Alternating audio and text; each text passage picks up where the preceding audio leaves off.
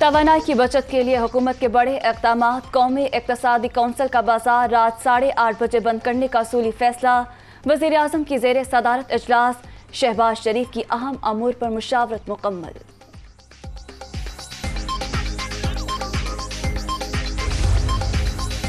حالات کے مطابق مشکل فیصلے ضروری تھے۔ پاکستان کی معاشی مضبوطی سیاسی استحکام سے وابستہ۔ پالیسیوں کا تسلسل یقینی بنانا ہوگا۔ وقت کا تقاضا ہے تمام سیاسی قوتیں مساق معیشت پر متفق ہوں۔ وزیر اعظم کا ٹویٹ۔